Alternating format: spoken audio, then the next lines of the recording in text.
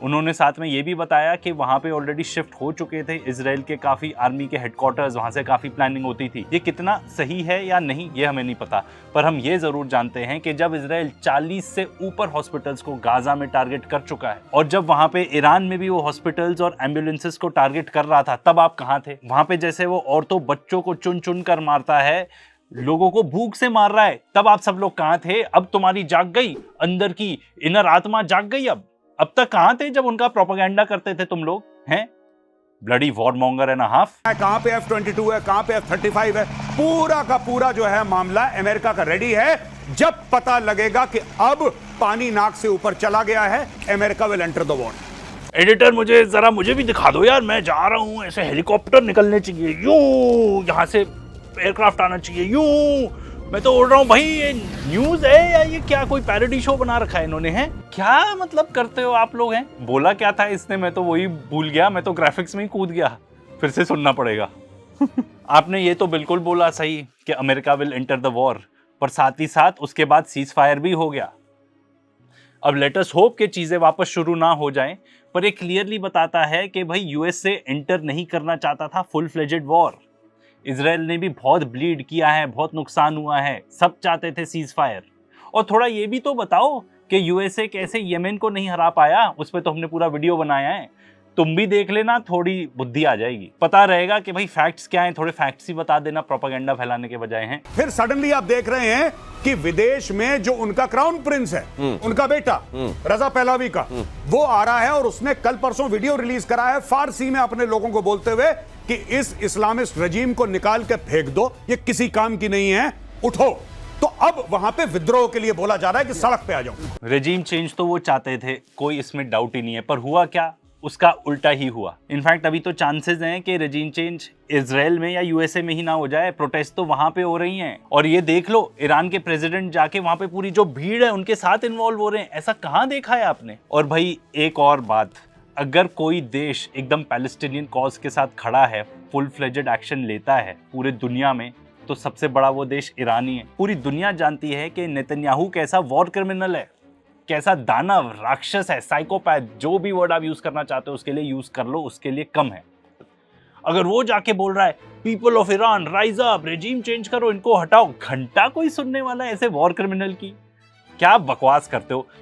जैसे सिमिलरली जैसे तुम भी बकवास ही करते हो ना गौरव आर्य, तुम्हारी कौन सुनने वाला है, लोग तो एंटरटेनमेंट के लिए देखते हैं तुम्हें। वहां के जो टीवी न्यूज एंकर हैं वो तो शुक्र कर रही होंगी कि नहीं नहीं हैक कर लो, यहां तक ठीक है, वो मत करना जो बीते दिनों किया था। नहीं तो आपको बता दे, वो इस इंसिडेंट को रेफर कर रहे हैं।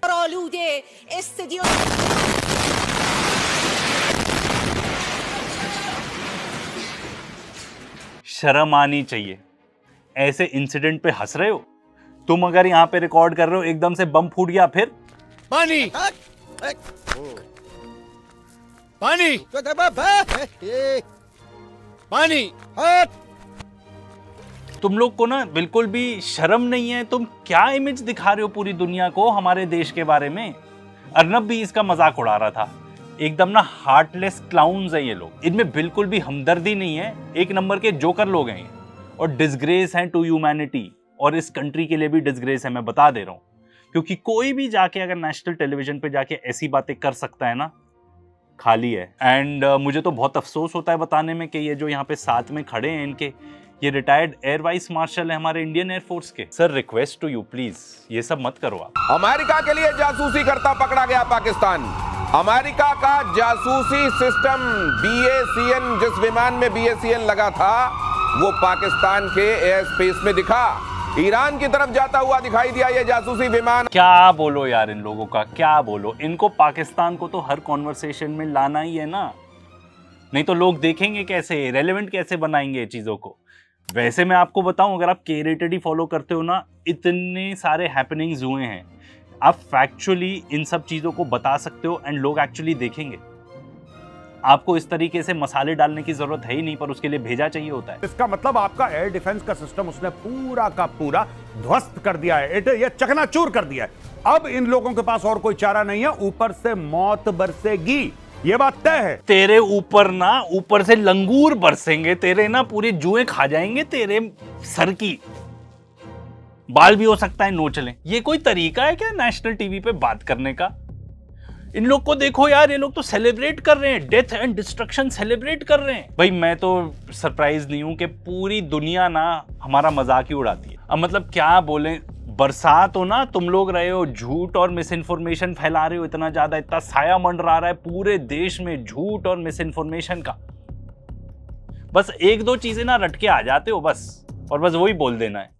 और इन्होंने अपने असली कारनामे तो ऑपरेशन सिंदूर के दौरान दिखाई दिए थे ना। और बाय द वे तुमको ये भी बता दें कि जो ईरानियन एम्बेसडर है ना टू इंडिया, उन्होंने बोल भी दिया ऐसा। उन्होंने तो बल्कि हल्का सा कमेंट किया कि भाई इट वाज नॉट नाइस, कि भाई क्या किया, the reporting was not neutral. उन्होंने तो क्रिटिसाइज वर्ड भी नहीं यूज किया, हम यूज कर रहे हैं कि क्या बेवकूफी तरीके से बात करते हो। बेंजामिन नेतन्याहू ने कई साल पहले कहा था कि ईरान के पास और पाकिस्तान के पास न्यूक्लियर नहीं होना चाहिए। तो अब इस बात से पाकिस्तान में हड़बड़ी मची हुई है कि ईरान का तो जो हो रहा है वो हो रहा है, हमारा अगला नंबर है क्या? अरे यार एडिटर, तुमको पता है उस दिन मैं गया था, मैंने देखा दो लोग लड़ रहे थे, एक ने दूसरे की पेल दी यार, क्या पेल दी यार। कहां से ये न्यूज लगती है यार? ऐसा लगता है बस तीन ना लड़के लोग आपस में they are having a good time, बस मस्ती कर रहे हैं ये लोग। न्यूज रिपोर्टिंग होती है ये। एंड वेट, इससे और भी बदतर होने वाली है चीजें अभी। ये भाई 5-5, 6-6 बिल्कुल जैसे अंगूर का गुच्छा होता है, अंगूर के गुच्छे की तरह ये लोग लटक रहे थे एक कमरे में। अब अंगूर का गुच्छा आप दिनेश भाई देखोगे, आपके मुंह में पानी आएगा। बिल्कुल। इजराइल के मुंह में पानी आ गया। इजराइल ने वहीं पे बम मारा जहां पे अंगूर का गुच्छा था। तो गाइज आपको बता दें कि आप ये जो अंगूर का गुच्छा, ये गौरव आर्या जिसको बोल रहे हैं, ये रेफर कर रहे हैं ईरानियन जनरल्स को, जितने भी टॉप कमांड में थे, कि वो इकट्ठे घूम रहे थे गाड़ी। क्या बोलो इस चीज का? और ये जो मिकी माउस स्माइल आ जाती है, इसका भी क्या बोलो? तुम न्यूज प्रेजेंटर हो यार। एडिटर, इसका नाम निकालना यार, क्या है इस आदमी का, नहीं तो मिकी माउस ही बोलते रह जाएंगे हम तो। सबसे पहले तो आपको पता नहीं है ऐसा था या नहीं था, ठीक है ना? हमें भी नहीं पता तो हम कमेंट नहीं करेंगे। सेकेंडली, ये एक नंबर का क्या था एडिटर, बता दो। दोगला है सबसे बड़ा, एक बिट्रेयल था ये बहुत बड़ा। उन्होंने एक पूरा षड्यंत्र रचा कि हाँ हम नेगोशिएशंस कर रहे हैं एंड कि हम नेगोशिएशंस करना चाहते हैं। एंड ईरानियंस एक्चुअली उस टाइम पे प्रिपेयर कर रहे थे नेक्स्ट राउंड ऑफ टॉक्स के लिए। फिर उसके बाद तो पता ही है आपको इन्होंने क्या किया, धोखा दिया। इनके जितने भी न्यूक्लियर साइंटिस्ट थे, उनके पता है आपको इनको नाम और पता कैसे पता चले? IAEA के थ्रू। एटलीस्ट ये काफी जगह रिपोर्टेड भी है कि उनके थ्रू पता चले। तो इन्होंने इस पूरे षड्यंत्र को यूज किया उनके जो की मैन है उनको आइडेंटिफाई करने के लिए। ये कोई ऐसा नहीं है कि मोसाद एकदम ये वो, उन्होंने हायर किए वहां पे टेररिस्ट जो एक्चुअली टेररिस्ट ग्रुप्स हैं, ईरान में डेजिग्नेटेड टेररिस्ट हैं, उनको हायर किया। पर आपने एक बहुत इंपॉर्टेंट बात तो मिस ही कर दी, जो उसके बाद ईरान ने जो रिबाउंड मारा है, जो काउंटर अटैक किया उसके बाद, वो सब तो आप बताओगे नहीं क्योंकि आपके नैरेटिव में नहीं फिट होता भाई, इसलिए नहीं बताओगे आप। इतनी घिनौनी बात नेशनल टेलीविजन पे हो रही है, और ये सर हमारे रिटायर्ड एयर वाइस मार्शल हो सर, आप इंडियन एयरफोर्स के, प्लीज, मैंने आपसे पहले भी रिक्वेस्ट की, प्लीज ये सब मत करो। आप जिस तरीके का बिहेवियर कर रहे हो ना, ये देश के लिए अच्छा नहीं है, एट्रोशियस है, एकदम शर्मनाक है ये। प्लीज आई रिक्वेस्ट यू कि आप फ्यूचर में इस टाइप के डिस्कशंस में प्लीज पार्टिसिपेट ना करें। मैंने आपके कुछ पीयर्स से भी बात की है, उनको मैं दिखाऊंगा ना ये सब, फिर उनका रिएक्शन लेके आपको जरूर बताएंगे। आई एम श्योर वो बिल्कुल खुश नहीं होंगे इस चीज से। ईरान के सुप्रीम लीडर को लेकर बड़ा दावा, खामेनेई ईरान छोड़कर मॉस्को निकल लिए। सोशल मीडिया पर किया जा रहा है ये बड़ा दावा। सोशल मीडिया पर बड़ा दावा? हाँ, तो हमारी न्यूज भी एकदम सोशल मीडिया पे जैसे मीम्स चलती है वैसे ही हो गई है ना। तो क्या ही बोले इस चीज के बारे में। आप ही तो रिपोर्ट कर रहे थे ना उस टाइम पे कि जो जनरल आसिम मुनीर है ये वहां से निकल चुके हैं, उनको अरेस्ट कर लिया है। किस किस टाइप की खबरें आ रही थी। आज के डेट में वो वहां पे फील्ड मार्शल बन गए। उल्टा ही होता है यहाँ पे, जो आप रिपोर्ट करते हो ना उसका उल्टा होता है। आज के डेट में वहां पे जो सुप्रीम लीडर हैं खामेनेई, उनकी तो इज्जत और ज्यादा बढ़ गई ना। फोर्डो साइट पर इजराइल के साथ मिलकर अटैक पर विचार चल रहा है। ट्रंप आज रात युद्ध में कूद सकते हैं, इजरायली मीडिया कह रही। किसी ने कहा मेजर साहब कि फोर्डो की स्पेलिंग बनती है FORDO, फोड़ दो। अब ये फोड़ दो कह रहे हो, और फिर इजराइल की क्या गलती है? फिर इजराइल बोलेगा हमने तो वही सुना जो आपने बोला। फोड़ दो यार, फोड़ दो, मेरा सर ही फोड़ दो। ये न्यूज है हमारे देश में, ये न्यूज चल रही है भाई। This is prime time news. ऐसा लगता है 3 लोग दारू पार्टी कर रहे हैं। आप एक न्यूक्लियर एनरिचमेंट साइट के बारे में बात कर रहे हैं। घटिया जोक्स मारने हैं आपको यहाँ पे, दिमाग तो लगा लो। आप कितने सीरियस इशू के बारे में बात कर रहे हो। जो कोई भी इंसान ऐसी बात कर सकता है ना, खास तौर पे नेशनल टेलीविजन पे आके, केयरलेस है, लो IQ है, इतना सेंसिटिव मैटर है भाई। नो वंडर हमारे देश की जो भी जनता है ना, जो टीवी न्यूज देखती है, उनके सब दिमाग खराब हो रहे हैं सबके। ब्रेन्स आर रॉटिंग, लोग पागल ही हो रहे हैं। जैसे कि ऑपरेशन सिंदूर के दौरान हुआ था, मैंने 2 स्पेसिमेन देखे थे, समवन सेड उनको तो लगा कि हाँ इस्लामाबाद पे कब्जा हो गया, इंडिया जीत गई है। अगर यह बॉम्ब इजराइल के हाथ पड़ गया तो इससे ईरान में तबाही मच सकती है। ऐसी भी आशंका है कि अगर इजराइल ने इस बॉम्ब से परमाणु प्रतिष्ठानों को निशाना बना दिया तो ईरान में न्यूक्लियर रेडिएशन फैल जाएगा, तेरा तुझको अर्पण हो जाएगा। जो हाँ भाई मेरे दोस्त मिकी माउस, आजा मिकी माउस इधर, है ना। न्यूक्लियर रेडिएशन फैल जाएगा भाई, हमें तो चिंता ही नहीं है, इंडिया में आ ही नहीं सकता रेडिएशन, क्योंकि बॉर्डर्स होती है ना, रेडिएशन उस बॉर्डर्स के बियॉन्ड नहीं जाता। आजा मेरे मिकी माउस भाई आजा। क्या जोकर कार्टून है यार ये लोग, मतलब क्या बोलो। न्यूक्लियर रेडिएशन फैल जाएगा, मेरा भाई आ रहा है दिल्ली से, मेरा दोस्त आ रहा है, हम पार्टी करने जा रहे हैं, न्यूक्लियर रेडिएशन फैल जाएगा, ये कोई खुश होने की बात है? अकल के अंधे, मेरा ही दिमाग खराब हो जाएगा यार, इनके डिबंक करते करते ना मेरा ही दिमाग सड़ जाएगा। असली बात तो यह है कि क्या बताएं आपको, यहाँ पे कोई फैक्ट्स ही नहीं है डिबंक करने के लिए, न्यूज पे कोई फैक्ट्स नहीं बताए जा रहे, मतलब सिर्फ बकवास चल रही है, एकदम दारू पार्टी वाला माहौल है। न्यूक्लियर रेडिएशन के बारे में तो ऐसे बात करी जा रही है कि हाँ भाई आजा, आज तो बस तुझे पीना ही है, बस आन दो पार्टी है, आन दो भाई, एकदम आन दो। अगर आप न्यूज स्टूडियो का बैकग्राउंड यहाँ से हटा दो ना, क्लियरली किसी को लगेगा कि कोई दारू पार्टी चल रही है भाई। जिस तरीके से लोग बात कर रहे हैं न्यूक्लियर रेडिएशन के बारे में, बम फूटने के बारे में, और न्यूज स्टूडियो तो आधा वैसे भी नहीं लगता। देखो यार, कई बम फट रहे हैं, ये हो रहे हैं, ग्राफिक्स ये वो, न्यूज स्टूडियो कहीं से नहीं लगता। ये मुझे लगा सर कहने वाले हैं 3 किस्म के रायते हैं, अल्फा बीटा सही गामा। बात ये है। और यही बात है, ये है सरलीकरण। सरलीकरण। 3 किस्म के रायते हैं भाई। लेकिन फिर अगर वहां पे जाएंगे तो ईरान में एक हिस्सा ये भी है जो आपको पूछेगा, अच्छा गामा पहलवान की बात कर रहे हैं आप? भाई मेरा पॉइंट जो मैं कह रहा था वो प्रूव ही हो गया आगे जाके। क्लियरली जो लोग ये न्यूज देख रहे हैं, जो लोग खास तौर पे आप लोग जो ये न्यूज देखते हो, आपको तो अच्छा लगेगा, अच्छा लगता है ना सायरन सुनना आप लोग को। आपने हमास खत्म कर दिया, आपने हिजबुल्लाह खत्म कर दिया, मैं इजराइल की बात कर रहा हूं। आप जिस दिन ईरान के इस शैतानी रजीम को, अभी नहीं कि शैतानी रजीम को आप खत्म कर देंगे, उसके बाद आपके लिए कोई भी खतरा नहीं है। Then you can live in peace. खत्म करके you can live in peace. वाह क्या बोला है मेजर साहब, क्या बोला है। एक्सेप्ट फॉर ये जो जाइनिस्ट के नोट्स आते हैं ना, जिन नोट्स को आप रट के आके यहां बोलते हो, रेसिपी फॉर डिजास्टर है ये। और आपको फैक्ट चेक तो कर ही दें, हमास खत्म ही नहीं हुआ है। रिसेंट अगर आपने न्यूज देखी हो तो 7 IDF सोल्जर्स मारे गए हैं गाजा में।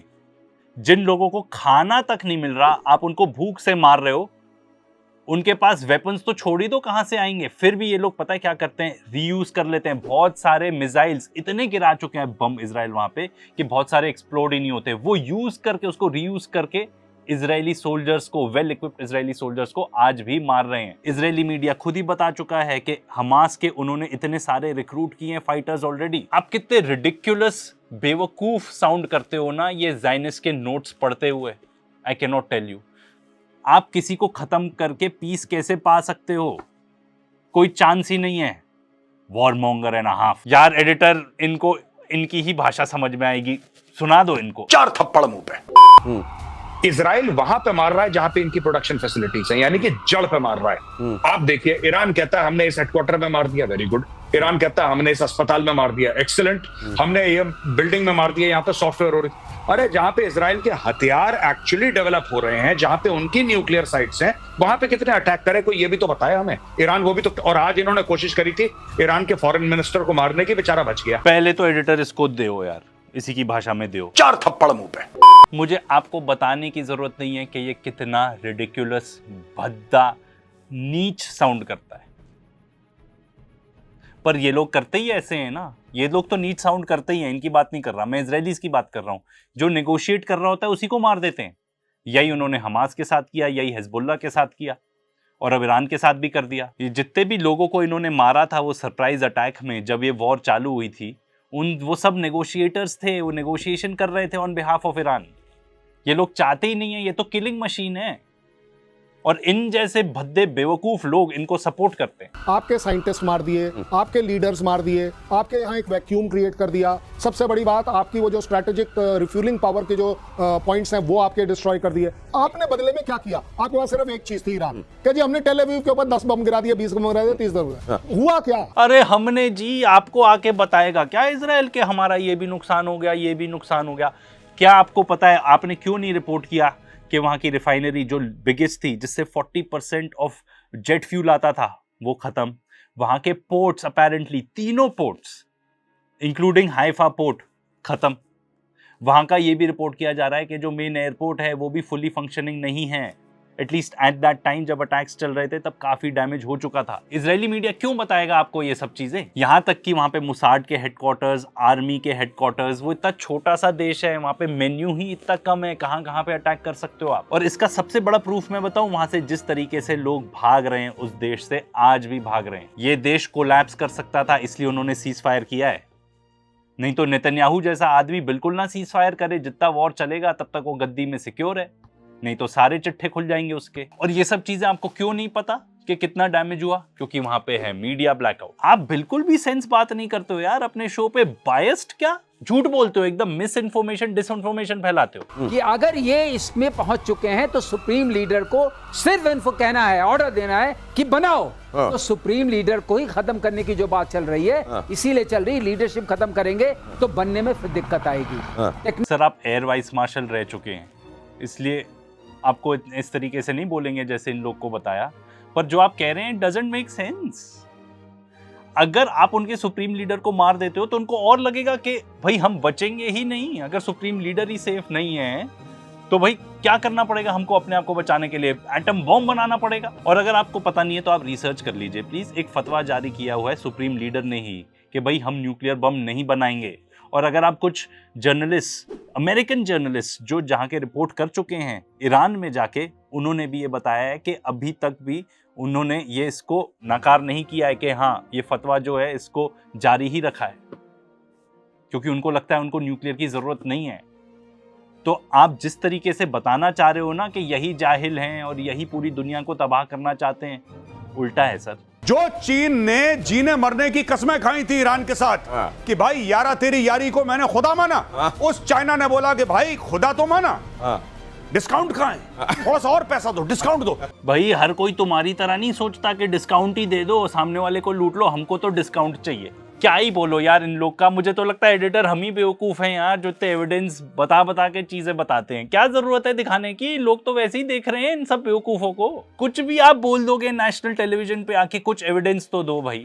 AEOI वहां की ईरान की जो अपनी ऑर्गेनाइजेशन है, एटॉमिक ऑर्गेनाइजेशन, उसने कहा हमले से पहले ही फोर्डो न्यूक्लियर फैसिलिटी से यूरेनियम सेफ जगह शिफ्ट कर दिया ईरानी मीडिया। अब ये ऐसा नहीं है भाई साहब कि आपके पास कुछ पाव भाजी पड़ी थी, पाव के पैकेट पड़े थे, ब्रेड पड़ी थी, लोफ पड़े थे, उसको आपने कहीं शिफ्ट कर दिया। ये यूरेनियम है यार। ये कौन न्यूज रिपोर्टर है यार, इसको तो यही काम करना चाहिए। पाव भाजी ले लो, पाव भाजी ले लो, तुम्हारा इंटेलेक्ट इसी के लायक है, पाव भाजी ले लो। यहां पर बात हो रही है न्यूक्लियर साइट्स की, हम बात कर रहे हैं यूरेनियम की। रेडिएशन लीक होना मतलब दुनिया भर के लिए खतरा, और ये देखो पाव भाजी से लिंक कर रहे हैं उसको। एंड आपको ये भी बता दे कि हाँ हो सकता है मूव, जाके चेक कर लीजिए। साथ में सर आप खड़े हैं, श्रीवास्तव सर, आप एयर वाइस मार्शल रह चुके हैं, आप तो बता सकते हैं भाई, आप तो कुछ सेंस दे सकते हैं इन लोगों को। फैल जाए जो होना हो जाए, हम मंडे को आके 10:30 बजे ऑफिस खोल के बताएं। क्या मजाक है यार ये, मतलब क्या बोलो, मतलब मैं जो इनको बोलता हूँ मुझे लगता है कहीं मैं ज्यादा तो नहीं बोल रहा, फिर आगे जाके पता चलता है ये तो और भी लिमिट क्रॉस कर गए भाई। फिर से मतलब बातें तो ऐसी चल रही है। अरे यार एडिटर हम भी क्या कर रहे हैं यार, चकना वकना बुलवाओ यार इन लोग के लिए। हैं ये कोई सीरियस न्यूज रिपोर्टिंग तो हो नहीं रही है हैं भाई। यहाँ पे रेडियो एक्टिविटी की आप बात कर रहे हो आप, एंड सीरियसनेस जीरो। एक्टिविटी कैसे होगी जब पूरा का पूरा पहाड़ गिर गया खत्म, तो वो उनको पता है। ये वैसा है जैसे सरकारी बैंक होता ना कि जी आप जाओ सर्वर डाउन है हमारा। सर्वर डाउन है। कितना भद्दा जोक मारा तुमने है गौरव आर्या भाई। तुम तो देखो एंटरटेनर हो, हम डाउट नहीं करते, वो तो हमने बताया ही अपने इस पर्टिकुलर वीडियो में कि ग्रेट एंटरटेनर हो, पर तुम गालियां दे के ही एंटरटेन कर सकते हो। इसीलिए इनको भी जरा दिखा दो इन्हीं की खुद की एंटरटेनमेंट है। 4 थप्पड़ मुंह पे। आपका आईक्यू इसी के लायक है मुझे लगता है, पर अनफॉर्चुनेट बात तो ये है कि लोगों को ये सब देख के मजा आता है। हमारे फ्रेंड्स हैं, उस फ्रेंड की वाइफ ने मुझे बताया कि वो जो मेरा दोस्त है वो देखता है गौरव आर्या, आपके वीडियोस देखता है। तो मैंने जाके उससे कन्फ्रंट किया कि भाई तुम एक्चुअली देखते हो? मैं आपको बताऊं, शर्म इतनी आई उसको, वो लज्जा में डूब गया बेचारा। वो एडमिट ही नहीं करना चाहता था कि वो आपके वीडियोस देखता है। पता है उसको शर्म क्यों आई? क्योंकि कोई भी हाफ इंटेलिजेंट बंदा ना आपके वीडियोस नहीं देखेगा। वो नहीं बताना चाहता था, एडमिट करना चाहता था कि वो आपके वीडियोस देखता है।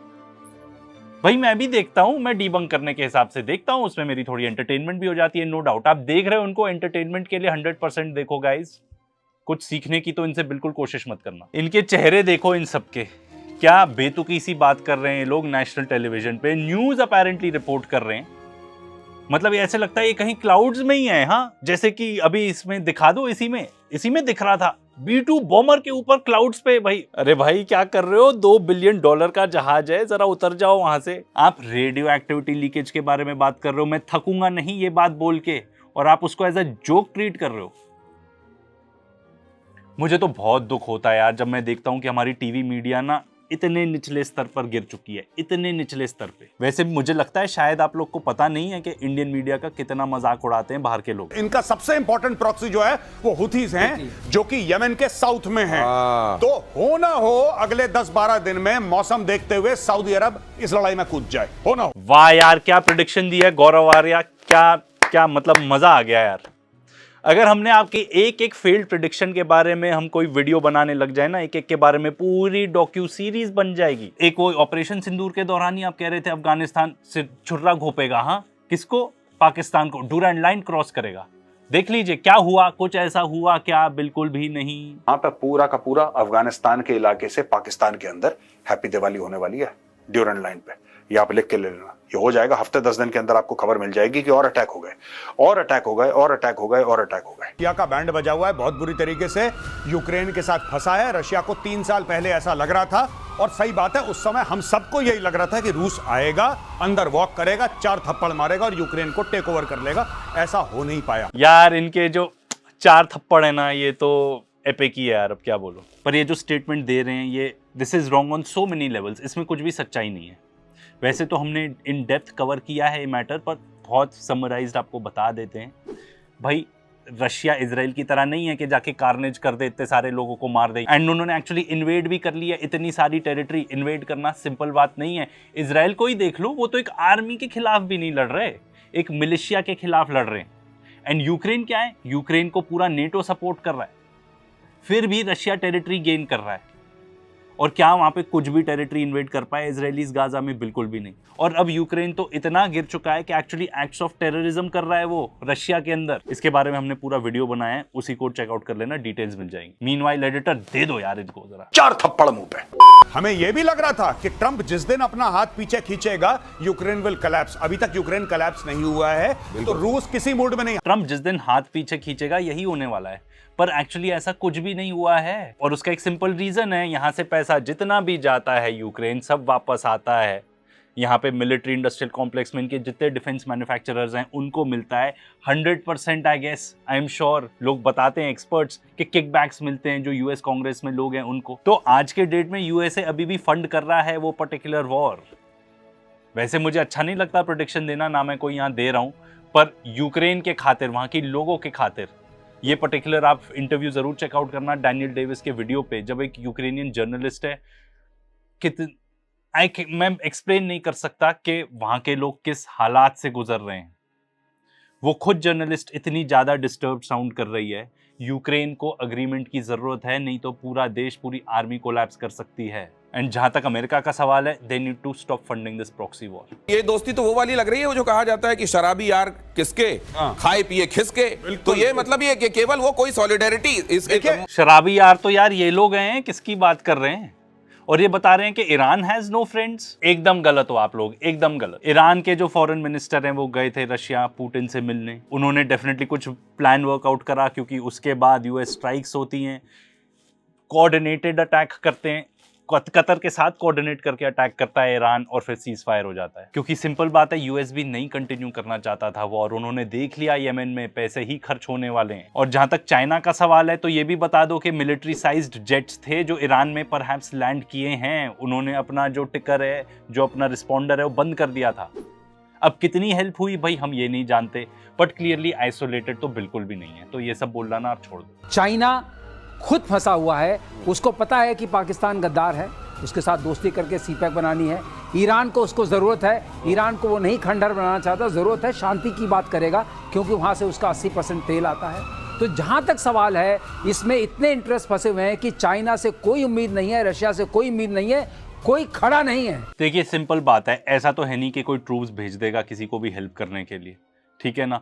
और जब आप खुद बता चुके हो कि चाइना अपना 80% ऑफ ऑयल ईरान से लेता है, तो अगर मान लीजिए ईरान वैलिड सप्लायर नहीं बचता, ईरान नहीं बचता एंड वो सप्लाई नहीं कर पाते, तो चाइना की डिपेंडेंसी बढ़ जाएगी रशिया पे एंड बाकी सप्लायर से। यूएसए पे तो वो बिल्कुल डिपेंड होना ही नहीं चाहता ऑफ कोर्स, तो उनको ईरान को सपोर्ट करना ही पड़ेगा। जो आप खुद ही बता रहे हो ना चीज, जो एनालिसिस, वो खुद ही इतनी फ्लॉड है, फैक्ट्स तो बिल्कुल भी नहीं है उसमें। आप लोग को तो बस एक नैरेटिव पुश करना है, एक कहानी पुश करनी है, वो आप लोग का ऐसा लगता है काम हो गया है। उसका नाम है मैसिव ऑर्डिनेंस पेनिट्रेटर। वो पहले 200 फुट पेनिट्रेट करके अंदर जाएगा, उसके बाद फटेगा। जब फटेगा तो सारी चीज उसके ऊपर आ जाएगी, तो किधर का रेडिएशन, तो दब गया। और आपको पता है अभी उनकी अच्छा, आप ये कह रहे हैं कि ऊपर का मलबा जाके उसमें गिर जाएगा तो रेडियो एक्टिविटी को बाहर आने का टाइम नहीं बात कर रहे हैं। असल में ये कब्र बना दी गई उन बमों की, पूरी कब्र बन। क्या बात सर, वाह, क्या लॉजिक दिया है, क्या लॉजिक दिया है आपने। मतलब बम नीचे जाके फटेगा, धंस जाएगी पूरी जमीन और पूरा पहाड़ धंस जाएगा अंदर, कब्र बन जाएगी बम की, तो रेडिएशन आएगी नहीं बाहर। अरे सर, आप पहले ही बता देते, पूरी दुनिया फालतू की चिंता कर रही थी कि बम बरसाएंगे तो कुछ हो जाएगा। अरे सर, मतलब इसका साइंटिफिक रीजन क्या है, आप थोड़ा ये तो बता दो। रेडिएशन तो फिर भी एस्केप कर सकती है ना। आपने ना असली में लॉजिक की कबर खोद दी है इसमें। मतलब वो इन लोगों से तो एक्सपेक्टेड ही है, गौरव आर्या टाइप। सर, आप तो एयर वाइस मार्शल रह चुके हैं, प्लीज मेरी तो रिक्वेस्ट है, आप किन कार्टून लोगों के साथ पार्टनरशिप कर रहे हैं? मिकी माउस और गूफी के साथ?